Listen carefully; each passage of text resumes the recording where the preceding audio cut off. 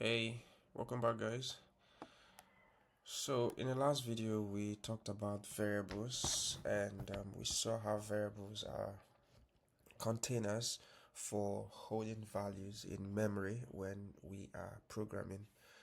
And we even saw some of the rules for naming variables and also best practice when naming variables. So, rules are those things that you must abide by.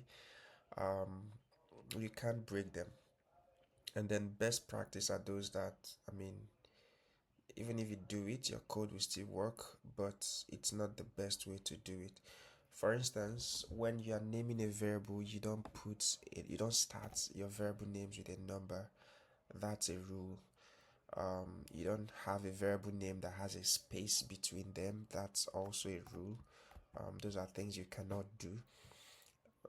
Best practice, you don't start your variable names, or you don't name your variables with you don't give your variable names that are too short for anybody to make anything out of it. So for example, saying x and then assigning it 23, nobody knows what x is.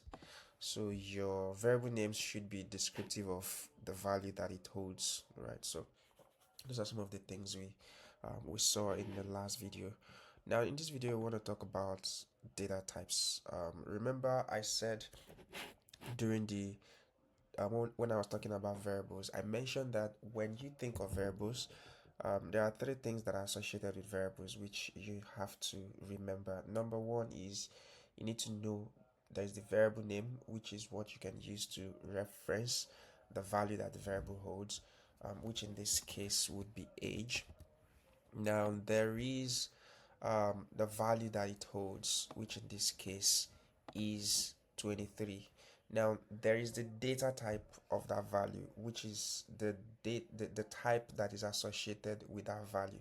So every value you assign a variable to has an associated data type, and that is what we want to talk about today. Now, data type is so important in programming generally, and JavaScript is not an exception.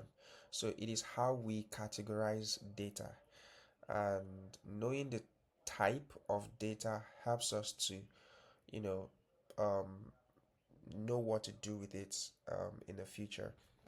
So let's see the data types that we have in JavaScript.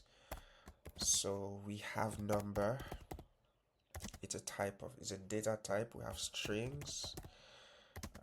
We have boolean. We have null, and we have undefined. Okay, so let's take them one after the other. So null, let me tab this over. Okay, so let's start with numbers. So numbers basically represents numeric values.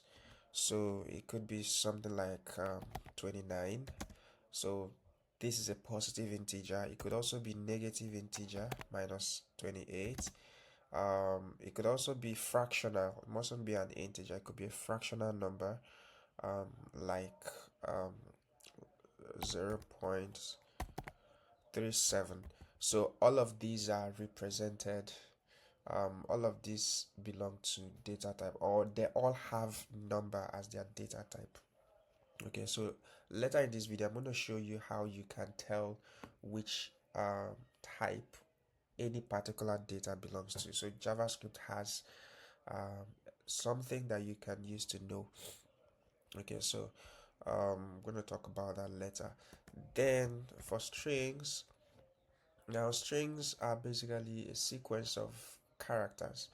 Okay, so think of when you want to represent name of a person, right? It's usually a sequence of characters, letters. So those are strings, and strings always have to be within quotes.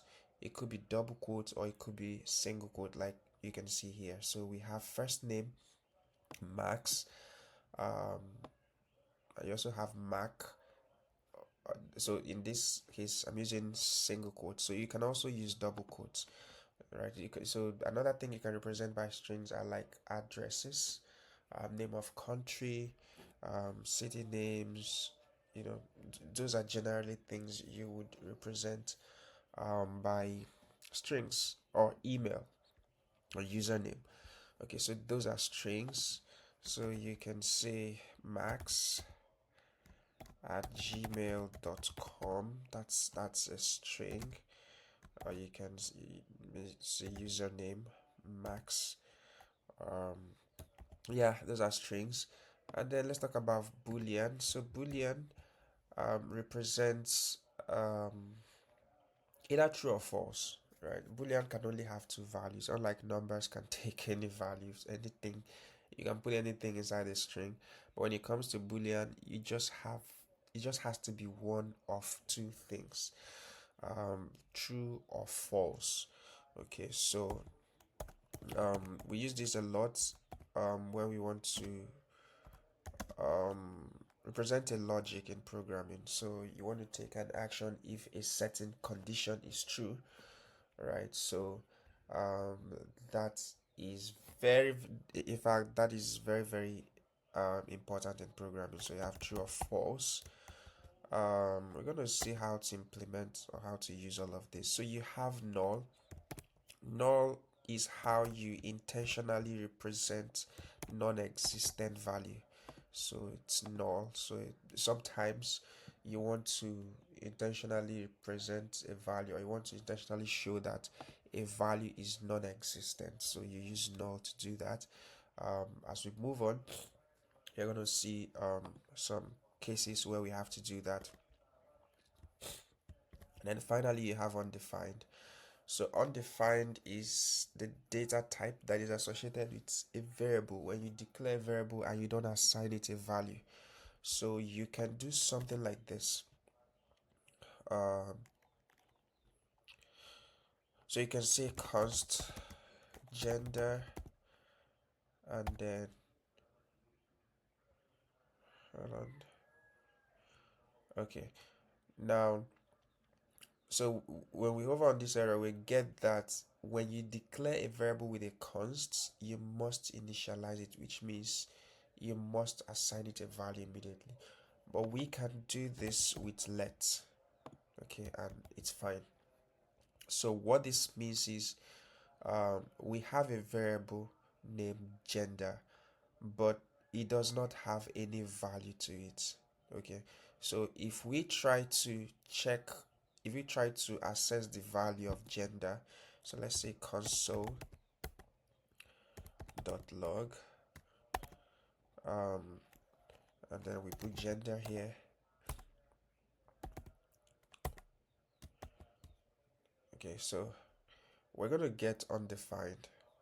All right, we're going to get undefined, which means there is no value to this.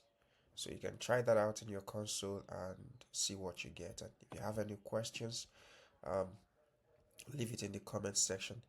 Okay, so these are the data types that we have in JavaScript.